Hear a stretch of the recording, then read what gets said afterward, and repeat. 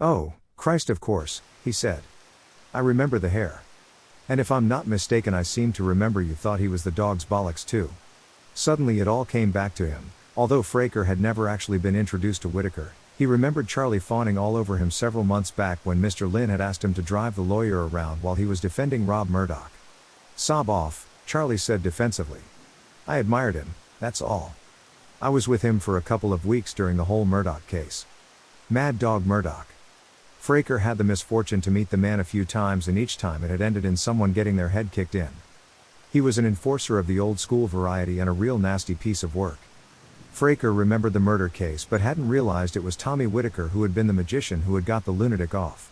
Mad Dog Murdoch, Fraker said. Was as guilty as sin, I remember that much. You'd think his nickname would have tipped the jury off a bit. Mad as a hatter, that bloke. Hell, Charlie agreed. And there was no doubt Murdoch did it. Got caught red-handed. Literally. But oh, you should have seen Whitaker tear the defense to shreds. Fraker could see Charlie's eyes glaze over as he remembered. It was another case of him idolizing the wrong type of person, like Randall. And it was something Fraker knew he would have to stamp out in Sharpish. It was a thing of beauty, Bill. Charlie added. You sure I shouldn't come along? I'm sure he will remember me. No, Fraker said flatly. I don't need you fawning all over him. Fuck off, Charlie snapped. Like I said, I just admired the guy. You didn't see him in action. Charlie, he had the judge in his back pocket, Fraker said. Yeah, I saw the photos, Charlie said and screwed his face up at the memory. Then brightened. Oh, but he still had to sell it to the jury. Make it look genuine, Fraker remembered the outcry. Murdoch not only got off, but got 50 grand compensation on top. He had to give Whitaker credit for that if nothing else. Lawyers, Fraker said. Give me a straight talker any day of the working week, mate. You can't trust people like Whitaker, Charlie, he warned. Or McCulloch for that matter. I know, Charlie said again on the defensive. Charlie, about this yank, Fraker said. He paused for a moment. He knew he would have to be careful how he put this.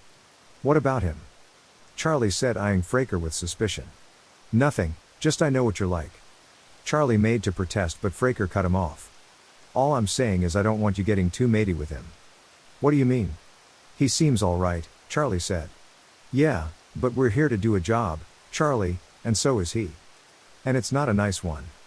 I don't want you talking or hanging around with him any more than you have to. I don't know what you mean, Charlie said with a look that was dangerously close to a pout. I know what you're like, that's all. You're a nosy git, and I bet you think he's the bee's knees already just from a few days. Just like Whitaker. Bollocks, Charlie protested. Fine, just don't forget what he is. Stop treating me like a kid, Bill, for Christ's sake. Charlie turned his back on Fraker and looked like he was about to storm off into his bedroom.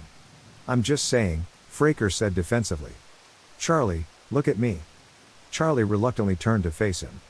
All I'm saying is that this fella, nice as he might seem, is trouble. He's a hit man, for Christ's sake. I know, Charlie said softly, and this time without the attitude. As soon as we find where McCulloch is, we bugger off. Good lad. Fraker slapped him playfully on the arm and buttoned up his coat. If we get messed up in a shooting, we'll go down for just as long as he does. Charlie nodded in response. And quite frankly, Charles. Fraker added. You are not the prison type, my friend. Can't argue with that, Charlie said with a shrug. I'm far too pretty for prison. Happy that peace once more reigned between them, Fraker headed for the door. Right, I'm off before Randall comes in. I swear that guy never sleeps. He turned back to Charlie, who recovered the glass and was back over at the adjoining wall to eavesdrop once again. And Charlie? Yeah? If he asks, you have no idea where I've gone, be vague. You should be good at that. See you later. And with that, Fraker left to face the cold night air, and hopefully the beginning of the end of their relationship with the Yank. Back in his room, Randall didn't need a glass to know Fraker was gone and what they had been discussing. He had Israel.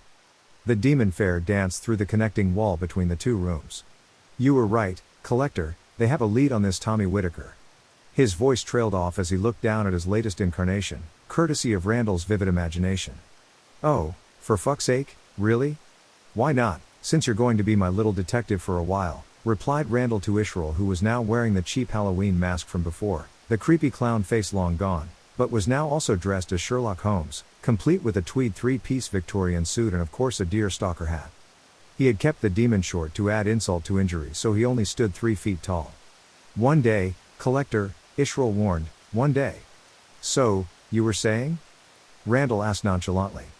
The demon sighed and tried to gather up as much dignity as it could. "The one called Fraker has a lead on the possible whereabouts of Tommy Whitaker." Randall jumped up from his chair and went over to the window. He pushed back the curtain and looked down the 3rd floor to the street below. "Told you they could be useful. We have been looking for McCulloch for weeks now, and they've got the best lead we've had, in just a couple of days." "So, what next?" Israel asked. "You follow Bill. If he has found Whitaker, find out what he knows and where he is and if he can actually be of use to us in locating McCulloch. Come back here and lead me to him. I'll do the rest. You know Whitaker might not actually know where McCulloch is." "I'm sure he doesn't, exactly," Randall said, coming away from the window. "But I'll bet your fancy hat he can contact him, then we can trace McCulloch location from there." "So you think you can keep up with Bill, old man?" "Huh?" Israel grunted and put his hands on his hips. Randall laughed out loud at the absurd figure he cut, and the demon spun on his heels and headed for the door. "See you soon, Holmes," he said as Israel disappeared. And he had the feeling that someday he was going to pay big style for all the humiliation he had heaped on the demon over the years. Which reminded him, he would have to remember to say "no shit Sherlock" at some point when Israel got back. Yes, he would surely reap some shit for all this one day, but hell, it was just so much damn fun not to. In the end, it had been Tommy Whitaker's need for pizza that would ultimately bring about his untimely demise. For all his best efforts to keep himself hidden, not to mention the bag lady's lilac-coated advice about keeping a low profile, the sight of a derelict in a 2,000-pound, if soiled, Armani suit paying for a takeaway pizza with an American Express gold card had lit up his whereabouts like a big neon sign.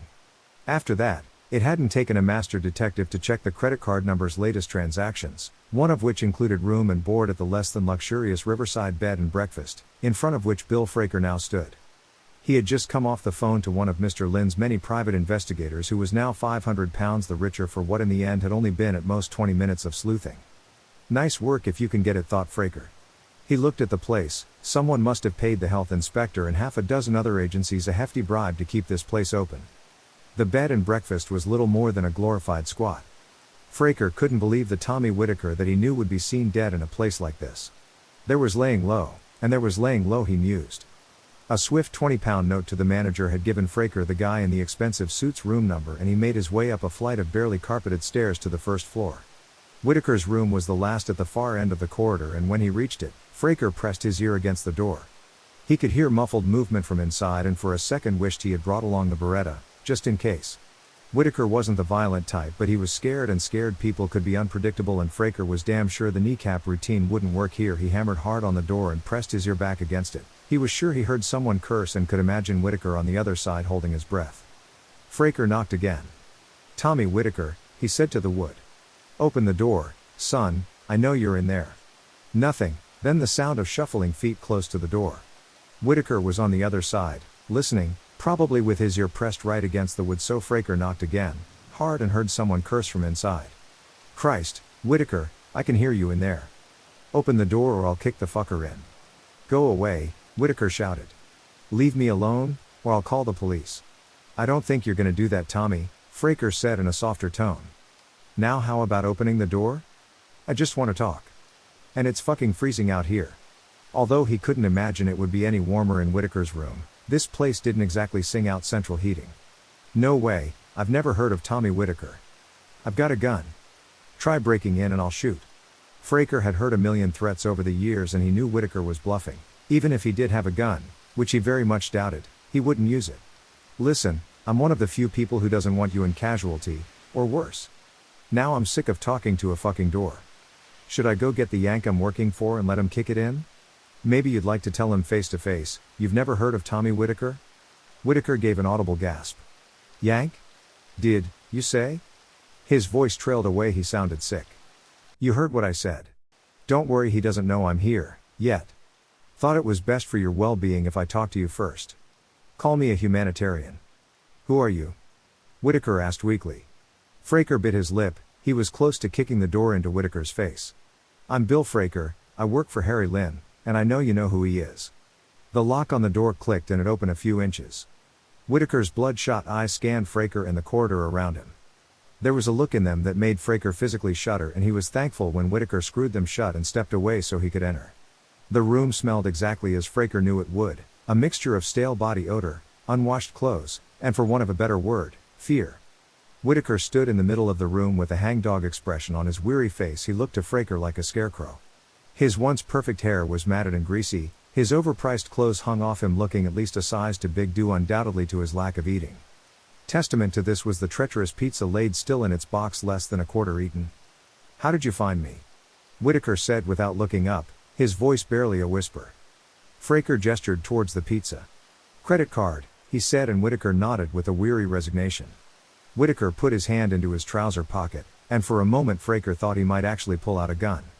But instead he produced what looked like a small gold nugget. Whitaker looked at it, then flicked it across the room. "Should have stayed at the Hilton after all," he said. £500 that thing cost me. Ha, there's one born every minute." He finally looked Fraker in the eye. "Where's the Yank?" "Relax, he's not around. Besides, it's not you he wants," Fraker said. "He said that?" Whitaker said a little brighter. Fraker kicked the door shut with his heel. "You know who he wants." He looked around at the squalor. "Christ man, what the hell happened to you? Surely you could do better than this shithole? And look at yourself, you look like you haven't washed or slept in a week." The lawyer smiled weakly and glanced at himself. "Two, I think." "Where's McCulloch?" asked Fraker. He felt like he was in a room with a dead body. Sure, this one was walking and talking, but he was dead nevertheless. He just hadn't quite learnt to let go yet. To accept the ride was over. "I honestly don't know," said the dead guy, his voice empty. "Do you enjoy living like this?" said Fraker. "Why are you protecting him? Do you really think he'd do the same for you?" "Christ no, not Larry.